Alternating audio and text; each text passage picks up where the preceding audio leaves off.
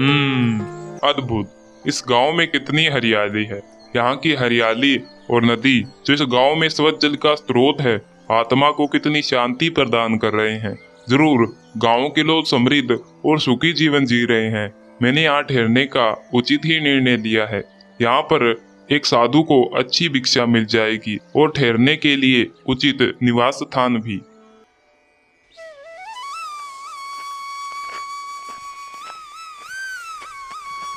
साधु महाराज भिक्षा के लिए गांव में जाते हैं और घर के अंदर प्रवेश करते हैं।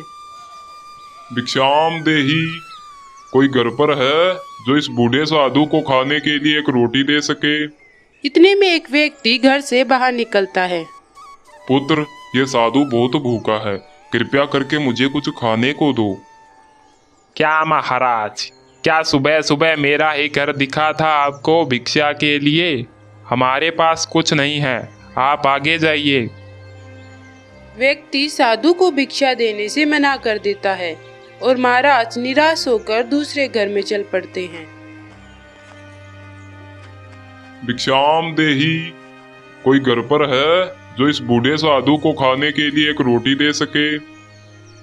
आवाज को सुनकर एक महिला गुस्से में घर से बाहर आती है और साधु से कहती है, क्या साधु महाराज, क्या मेरा ही घर मिला था चिल्लाने के लिए? यहाँ हमने अभी तक खाना नहीं खाया है, आपको कहाँ से ला कर दूं? जाओ किसी दूसरे घर में मांगने जाओ। साधु को यहाँ से भी निराशा ही हाथ लगती है और उन्हें काफी दुख भी होता है। इसी तरह अन्य घरों में भी भिक्षा के लिए जाते हैं, लेकिन कोई भी भिक्षा नहीं देता।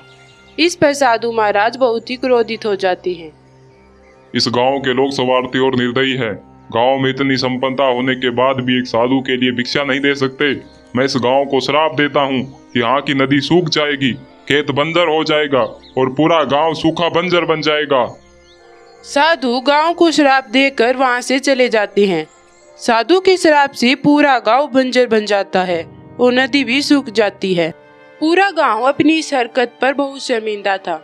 उनके स्वार्थीपन ने एक साधु के साथ बहुत बुरा किया। गांव वाले साधु महाराज से माफी मांगने के लिए उन्हें ढूंढने की कोशिश करते हैं, लेकिन साधु महाराज उन्हें नहीं मिलते। श्राप से मजबूर होकर गांव वालों को अपनी आजीविका के लिए गांव से बाहर जाना पड़ता है।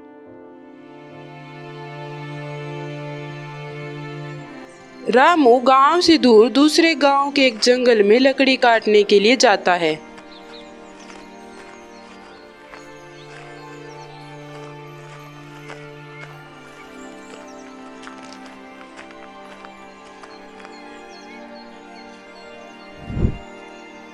काश मेरे गांव में भी ऐसा जंगल होता तो मैं अपने परिवार के साथ ही रहकर लकड़ियां काटता। लेकिन अब क्या कर सकते हैं, अब तो लकड़ियां काटने के लिए मुझे इस जंगल में ही आना पड़ता है। ये भगवान भी कैसे कैसे खेल खेलता है। अब वहाँ से यहाँ आना भी तो बड़ी दुविधा है, पर क्या कर सकते हैं, अपनी आजीविका के लिए तो यहाँ आना ही पड़ता है। ऐसा सोचते हुए वह लकड़हारा लकड़ी काटने लगता है। लकड़ी काटते हुए उसे किसी के कहराने की आवाजें आती है। तभी वह झाड़ी पार देखता है कि एक साधु महाराज पेड़ के नीचे बैठे हुए कहरा रहे हैं। वह उनके पास जाता है और देखता है कि साधु महाराज के पैर पर तो सांप ने काट लिया था। वह वहां से जड़ी बूटी लाकर उनके पैर पर बांध देता है। कौन हो पुत्र तुम? कृपया करके अपना परिचय दो। महाराज, मेरा नाम रामू है। मैं दूर गांव से यहाँ लकड़ी काटने के लिए आया हूँ। मेरे गांव का जंगल पूरी तरह से शराब के कारण सूख गया है, इसलिए मुझे अपने गांव से यहाँ जंगल में लकड़ी काटने के लिए आना पड़ता है। तो तुम उस सूखे और बंजर गांव की बात कर रहे हो। मैंने ही उस गांव को श्राप दिया था, लेकिन अब मुझे पता चला कि सभी इंसान नीच नहीं होते हैं। तुम अच्छे इंसान हो, तुमने मेरी मदद की है। मांगो, तुम्हारी क्या इच्छा है? महाराज, आपके दिए शराब से गांव का बुरा हाल है। मैं चाहता हूं कि गांव वालों से जो भूल हुई है उसके लिए आप उन्हें क्षमा कर दें और अपने इस शराब को वापस ले लें। अब गांव वालों को उनकी भूल की सजा मिल चुकी है। नहीं पुत्र, मैं यह शराब वापस नहीं ले सकता हूँ, लेकिन हाँ, मैं तुम्हें एक उपाय अवश्य बता सकता हूँ। कैसा उपाय बाबा, आप बताइए। मैं गांव की भलाई के लिए सब कुछ करने को तैयार हूँ। इस जंगल के बीच में एक बरगद का पेड़ है, उस पर पक्षी राज रहते हैं। तुम उनसे मिलो, वह तुम्हारी इसमें अवश्य मदद करेंगी। ऐसा सुनकर लकड़हारा पक्षीराज की तलाश करते हुए जंगल के बीच एक पुराने बरगद के पेड़ पर पहुंच जाता है।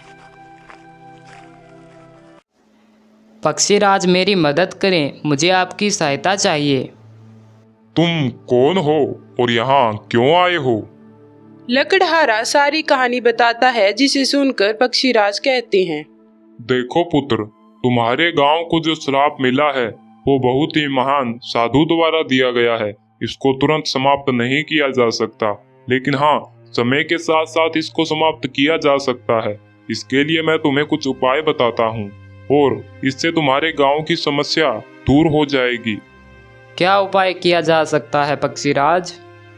मैं तुम्हें चावल के बीज दूंगा, तुम उन्हें उस सूखी बंजर भूमि पर गिरा देना। इससे वहां पर बहुत अच्छी चावल की फसल होगी और गांव में खाने की समस्या दूर हो जाएगी। पक्षीराज, इससे खाने की समस्या तो दूर हो जाएगी, लेकिन पानी की समस्या कैसे दूर होगी? इसके लिए भी कोई उपाय बताइए।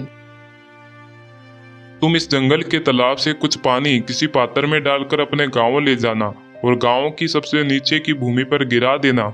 वहां पर एक झील बन जाएगी और समय के साथ वह झील छोटी होती जाएगी और तुम्हारा गांव श्राप मुक्त होता जाएगा। एक समय ऐसा आएगा जब यह झील पूरी तरह से समाप्त हो जाएगी और इसी के साथ तुम्हारे गांव का श्राप भी खत्म हो जाएगा। आपका बहुत बहुत धन्यवाद पक्षीराज। तुम्हारा कल्याण हो पुत्र। लकड़हारा पक्षीराज के बताए अनुसार ही करता है, जिसे गांव में चावल की फसलें लहराने लगती है और एक पानी की बड़ी झील भी बन जाती है। अब समय के साथ साथ गांव का श्राप खत्म हो जाता है, जिसे गांव के लोग दान और दक्षिणा का एक पाठ सीखते हैं।